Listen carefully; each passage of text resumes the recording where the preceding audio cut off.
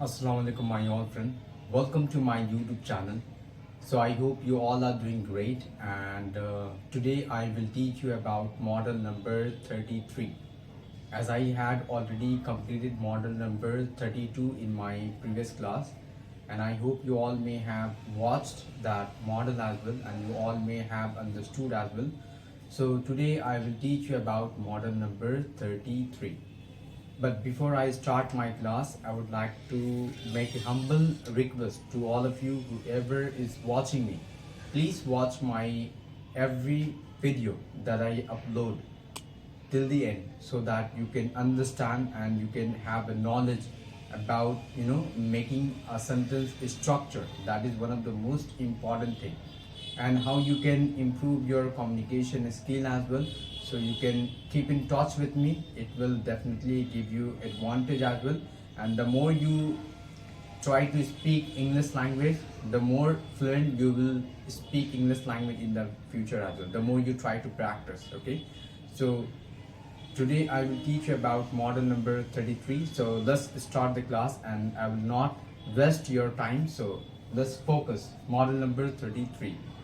So model number 33, what will be? Let me tell you. Subject, then will plus have plus to plus verb 1 plus object. So this is the model number 33, and what will be the symbol, what will be the symbol of this model, I will let you know as well. So let's see the symbol, how we can identify. So at the end of the sentence you will find this word, पड़ेगा और होगा, पड़ेगा, पड़ेगी, होगा या फिर होगी, इस तरह का सेंटेंस आएगा तो आप इसको पहचान पाएंगे. तो subject, will, have, to, verb one plus object. तो ये जो सेंटेंस है, कभी कभार यानी किसी को ऑर्डर देने के लिए भी कहा जाता है. सपोज मैं एक एग्जांपल देता हूँ. आज रात आपको यहीं रहना पड़ेगा, या फिर आज रात आपको यहीं रहना होगा. देखिए, पहचान पड़ेगा होगा मैंने दोनों बताया, दोनों पहचान हो सकता. तो आज रात आपको यहीं रहना होगा या फिर यहीं रहना पड़ेगा, तो ये एक तरह का हुक्म भी है, ऑर्डर भी है. Okay, so let's try to make this sentence. You will have to stay here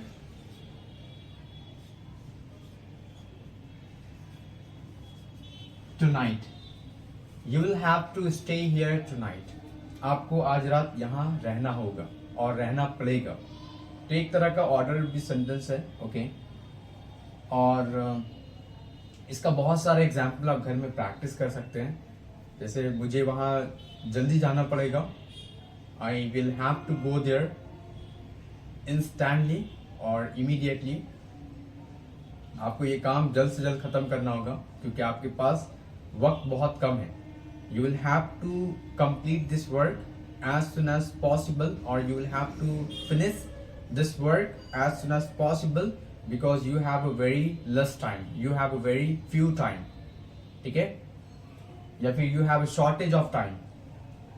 इसका नेगेटिव बनाएंगे तो सिंपल है, आपको वहां नहीं जाना होगा या फिर नहीं जाना पड़ेगा. ये सेंटेंस बनाते हैं. You will not have to go there. You will not have to go there. आपको वहां नहीं जाना होगा और नहीं जाना पड़ेगा. आपको नहीं पढ़ाई करना होगा. You will not have to study. आपको यहाँ काम करना नहीं होगा. You will not have to work here. आपको मुझसे बात करनी नहीं होगी. You will not have to talk to me.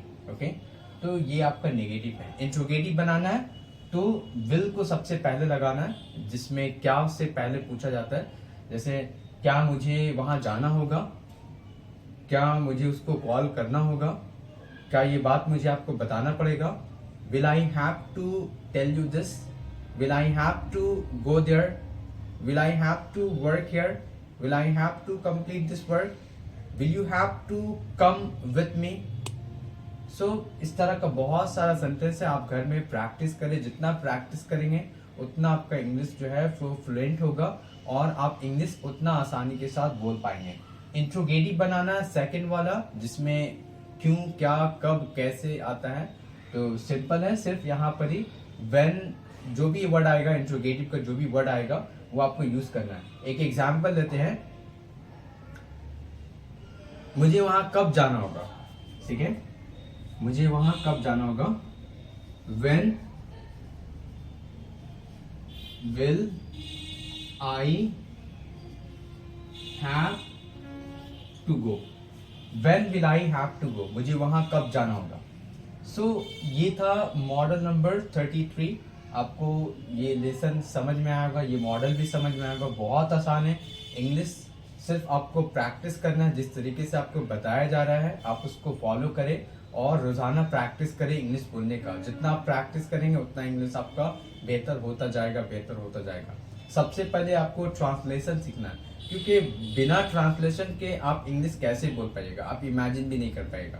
Suppose आपको एक सेंटेंस अगर बनाना हो, वो कल क्या कर रही थी, तो इसका आइडिया हो कि कैसे बनेगा, इस कौन सा टेंस में बनेगा, आइडिया होगा तब तो आप इंग्लिश बोल पाएंगे। वो क्या कर रही थी, what was she doing yesterday, what was she doing yesterday. So इस तरह का बहुत सारा एग्जाम्पल है, आप घर पे प्रैक्टिस करिए और इंग्लिश बहुत आसान है और आप भी इंग्लिश सीख सकते हैं, कोई बड़ी बात नहीं है, सिर्फ आपको प्रैक्टिस करना है। तो आपको ये लेसन समझ में आएगा, ये मॉडल भी समझ में आएगा। तो आप तमाम लोगों से रिक्वेस्ट है कि आप मेरे चैनल को शेयर करें और मेरे वीडियो को भी शेयर करें, कमेंट भी करें, कमेंट करना ना भूलें। और जिसने भी अब तक मेरे वीडियो को, मेरे चैनल को सब्सक्राइब नहीं किया है, आपसे हम्बल रिक्वेस्ट है कि आप प्लीज़ सब्सक्राइब करें। ये चैनल आपको यकीनन बहुत ज़्यादा फ़ायदा देगा और आप अपना इंग्लिश जो है वो और ज़्यादा बेहतर कर पाओगे। सो मिलते हैं नेक्स्ट वीडियो में बहुत जल्द। तब तक के लिए take care of yourself, take care of your family as well, stay safe and stay blessed, stay healthy. That's all. Thank you so much.